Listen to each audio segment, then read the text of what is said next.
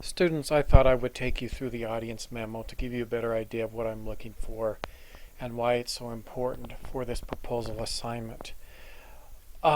This is actually the same process that I use when I write proposals. I write the problem section thoroughly, and then I investigate the audience memo, and then I actually go back and rewrite the problem section. And you're going to do the same thing. It's very important to understand your audience, as you probably learned from the textbook. It's an audience-centered textbook. And so I actually have you do this formal assignment, writing the audience organizational memo, so you can go through the process that good proposal writers do. Okay, I will take you through this assignment sheet, and then I'm going to take you through one or two examples, depending on the time, of good examples, and they were drafts of the audience memo. Okay, the purpose of this memo is to research your audience and problems so that you will be in a position to write an effective proposal report. In this memo, you do not have to come to a solution, although you can point to possible directions for solving a problem. You can use any headings you wish, but please cover the sections described below. These memos generally run about 3 to 4 pages with 2 to 3 additional pages of attachments. Remember, you're writing this memo to me in my role as instructor of English 318. Now here are the sections, and what you do is you take, for the first part, you take basically your problem memo and plug it in here so I can reground myself in your problem, but try to, well, you need to revise the problem section from your problem memo here and improve it, and this is just the iterative process of improving your work. So take the problem, you have an overview, then you have a problem section, your criteria for solutions, and then your forecast of solutions. Briefly describe the solutions you propose. Now, there are two main parts to this audience research memo. You have an audience section, and there are 3 pages, or 3 guides, or 3 sets of questions from a textbook. Page 70, page 114, and page 142. You need to respond or answer these questions from these 3 sections. And you don't just respond with a list. You develop the responses in prose form. And so each one of these 3 sections needs 1 or 2 or even 3 short paragraphs. But respond to all the questions in prose form. So you need to do the research. This actually is hard to do. You have to go and analyze who it is you're going to write to, what are their organizational roles, what kind of usability strategy, and what kind of persuasive strategy. This is a really important process to do. So this will be about 1.5 pages, this audience section. Then the next section is the research section. Introduce the research section. Here you lay out your guiding questions and sub-questions. Next, you lay out your research plan. In prose form, answer all the questions in the Writer's Guide, page 163 from your textbook. Now, in the research plans, these are the critical parts. You have 2 kinds of research instruments or research sources. You have primary, which means you actually gather data from the people involved with the problem, and the major form is surveys and interviews. And then you have secondary, and this is you gather data about similar organizations, or this is secondary data that doesn't involve talking or dealing with people directly, but you can gather data about similar organizations, or you can gather data on the internet or library of research that speaks to your problem and your situation. If you're proposing a solution such as a new technology, you can gather data about the actual technology, or if it's a recommendation report and you have 3 or 4 choices about solutions, you gather data about the solutions. Then in your conclusion, end the memo with a courteous message and provide further information. Now, what I want you to do with the primary research instruments is in the appendix, I want the actual research instrument. So place the survey appendix, or the survey in the appendix, and place the interview questions in the appendix. And we're going to review these questions starting starting today and for each of the next classes. So we go through these research instruments very carefully. So you don't have to carry out the research to turn this memo in. This is a planning memo, and immediately when you turn it in, you will begin your formal research. You will actually carry out the survey and interview and your secondary research sources. But this memo is a planning memo. And once you turn it in and I grade it, immediately you go to work and you carry out the research. Okay, I'm going to take you through a couple of audience memos, and these are drafts. Here is an audience memo last year written to, it's supposed to be written to me, but it's about the Office of Study Abroad. And it's written by a student who works at the Study Abroad office. She overviews the memo. Here she copies her problem statement. Pretty good problem statement. And she copies the causes and effects section, which is fine. You don't need to actually do that in this audience memo, but you can if you want. But these sections, the history and future criteria, you can see as a draft, I would have had her just do this and take that out because I want this to flow well.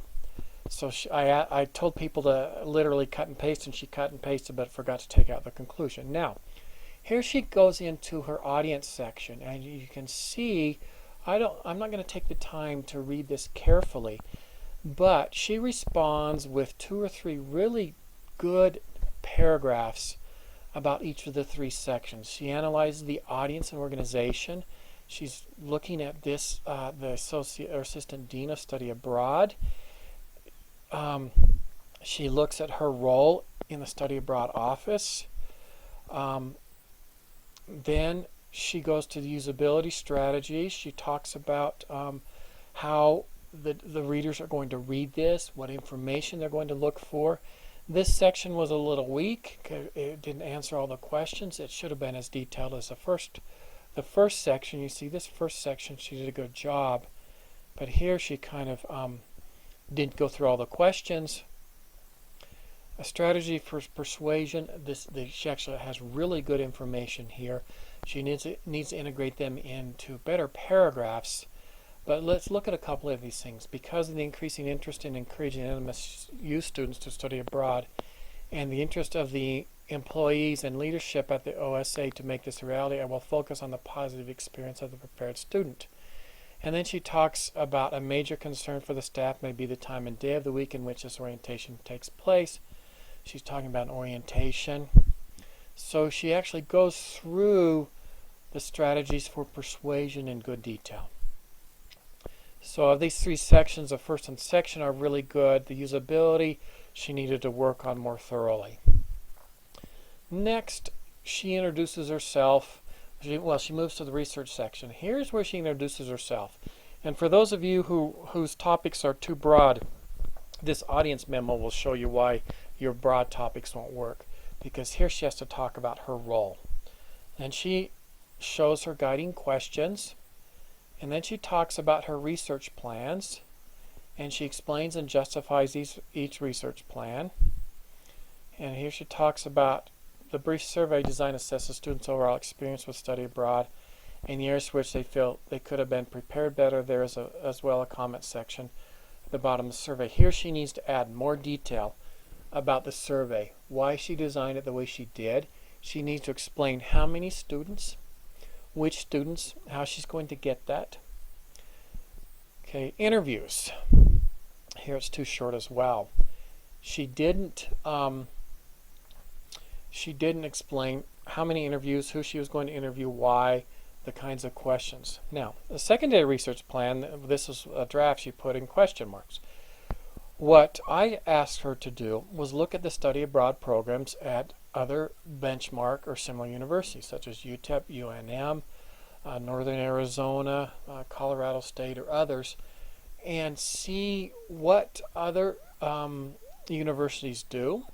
She might look, she might find online information about study abroad programs all over the world to see what people around the world do, and she might look at orientation programs. And so she really needed to, of course, develop this in her final draft for secondary research. but she did that. Okay, and then there's her conclusion. Here, interview questions about study abroad staff. She has those, but she does not have her survey questions. So I wanted the complete survey as well as the interview questions.